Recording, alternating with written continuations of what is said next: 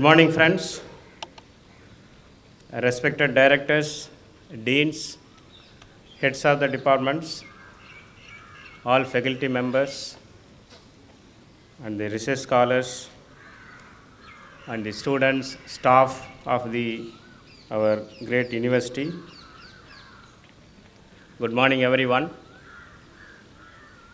We all assembled here to celebrate 78th Independence Day of our great nation. And I am really happy to share with you the Happy Independence Day to one and all present here. So I thought of just discussing some of the facts. So what to share with you all today. So when I go back and see the history of our India, so I view it as just like a story narrated by someone who ruled our India, and what was really planned by the British people and what is really today we are. I thought I will share some of the important facts, especially to our younger minds, that is our students. So if you see where we were at 1947, our India's GDP was just 2.7 lakh crore in 1947, which was only 3% of world's total GDP. Otherwise, it was 16% global GDP in 1820. You can understand, it was more than 23 before 1820 also. So it was brought down to the just 3% of total GDP. And poverty was everywhere. And the literacy rate was only 12% during 1947. And the life expectancy was 32 years in 1947. Just imagine, our life expectancy was just 32 years. Our life was not sure in 1947, and there was no proper health care when we got freedom. And another important thing is, British people, they ruled us and they left us by partitioning our great nation. And they partitioned our country in the name of religion. And they allowed the princely states like Kashmir and Hyderabad become subject to dispute also. They formed two countries, and they also allowed the princely state to be the freedom whether you want to join with India or Pakistan, or if you want to stay alone, stay as a princely state. Then you can understand the story now. The British people never wanted to be India as a one country. They never wanted to be India as a peaceful country. They never wanted to grow India as a one country. This is the plan in 1947. That's why I told, this is the story, our story starts. Before this is not the history, this is the story they narrated by British people. They were successful before 1947 by demoralizing us, by ruling us. So you know the pains of our freedom fighters, how much pain they were carrying on, and then how much pain they were allowed to go through this. So during 1947, the 19 provinces we had, and 500 princely states. You can understand how much the big, and you can imagine 500 princely states were allowed to be as a separate nation, were allowed to be freedom whether you want to join with this India or Pakistan. And yesterday I went through this horror remembrance day. Some of you maybe also saw this.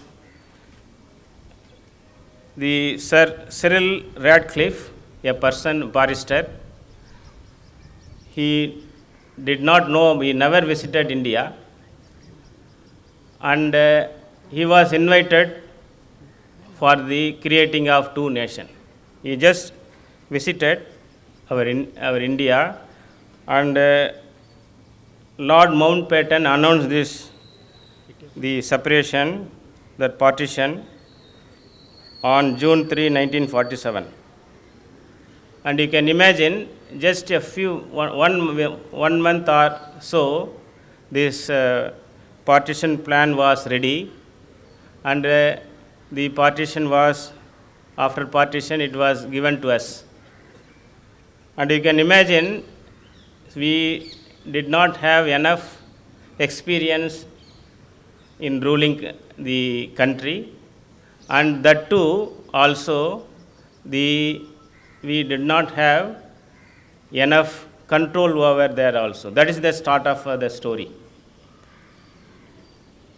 And because of this, if you see just one example, in 1947, the princely state of Hyderabad, India, which was the largest and most prominent princely state in India, and it was ruled by Nizam Mir Osmail Ali Khan, and it had its own army, it had its own railways, airline, even postal and radio network. They decided to, you can imagine now the story, you can see the west side, Pakistan was separated and given to the separate state, and the east side, they made it as the East Pakistan and gave it to the other side. And the southern side, the Hyderabad, they announced that they do not want to join either with Pakistan or neither with Pakistan nor with the India. And they announced that we will be as a separate state. Then you can imagine how difficult to run the state. Two sides, west and east, and then south it was Hyderabad, and the north in the Kashmir, they also do not want to join with the Pakistan or India. And this is the state. You can see how much difficulty our India was put into this in 1947. So in August 15, 1947, Nizam decided to stay as a separate country. And this was going on, and you may be thinking that whatever we have today, we got freedom on 1947, August 15. It is not so. India went through a lot of challenges. So on 17 September 1948 only, this operation was called Operation Polo, conducted by the then Home Minister Sardar Patel, and they took Hyderabad princely state they annexed into our country. So this is the situation, the story starts, and this is the government, and then the India started with. You can understand how much difficulty they had in 1947. Then the India started growing from there, and you would have seen the history, how much the internal disturbances in India. So we got independence in 1947, then 1950 we got the constitution, that is republic, we got it, and we marched towards the growth, with a positive mindset. We had a war with China, we had a war with Pakistan, and still our concept of India survived. And you can see the difference now. What was the plan of British people? And what was they were expecting, even when our states were separated on the languages, they were expecting that all our languages based states will be separated into different countries. That was their plan. But we were together. We showed our strength. We showed our confidence. So now, that was the past. It was given to us. Now you can see the present. Now, the India's economy is the world's fifth largest economy by nominal GDP, and it was expected to become third largest economy by 2027. And we know that we had Chandrayaan 1, Chandrayaan 2, Chandrayaan 3. In fact, through Chandrayaan 3, we became the first country to reach the south pole of moon. And we had Mangalyaan, we had successfully conducted nuclear test, Agni missiles, and polio eradication, then green revolution. Then, as I told you, we started with the literacy rate of 12%. Now, our literacy rate is more than 75% in 2024. This is not the small thing. We started with great disturbances, and we are now marching towards more than whatever expected by other countries. The life expectancy was 32 years in 1947, but now it is 71 years in 2024. Our roads were only 0.399 million kilometers in 1951, but it is more than 4.7 million kilometers in present, more than 4.7 million kilometers now.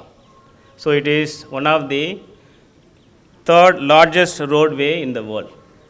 So I can narrate so many things like this, what we were and what we are now. You know the history, you know what is going on at present, and how we are marching towards also. I could see also now the kind of the renaissance in the sense, since we have more than 75% literacy rate, so we are not now ready to accept the history which is given by the Westerners. Our youngsters, all the country citizens, now they are looking back. What is really our country? Where we started before 1947, where we were. What are the proud moments of our culture, proud moments of our history?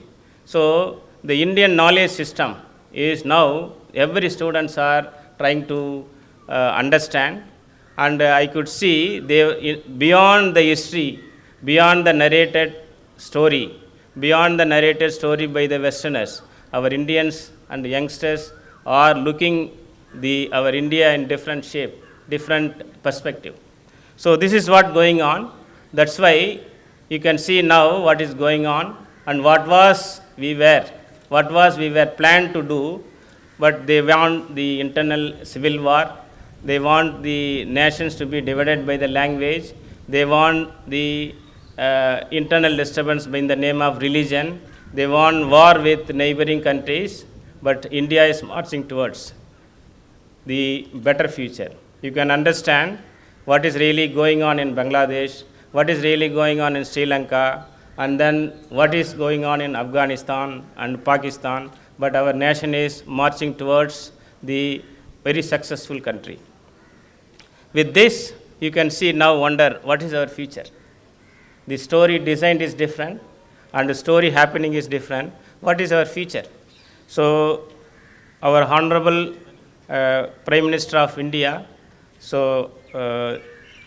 the present government, they proposed the Vikshit Bharat in 2047. We are now marching towards shedding all the bad history and all our poverty related issues, all literacy related issues, everything we are shedding back, and then we are marching towards Vikshit Bharat. So by 2047, our economy will be 19 trillion. This is our future. And by 2050, per capita income will be more than 700% increased. It is almost, at present we have 2.12 lakh, that is 2,500 USD, that is our per capita now at present. It is going to be 13.5 lakh INR in the year 2050. And we are going to be top 3 economy. Our main contenders, main competitors would be US and China. No other country can challenge with us. So this is the, I thought I will, in the memory lane, I thought I will share with my youngsters and how our India started, how we are doing better, what is the bright future of our country. So the moral of the story you can understand is, so always we have to be positive. The negative mindset will not win. The positive mindset will always win. That is the power of the life. Wherever you can see, there should be a positive. Whoever you meet, whoever is very positive, they always win. So have the faith in you, have the faith in our country, have the faith in our system. So be positive and be brave. Jai Hind.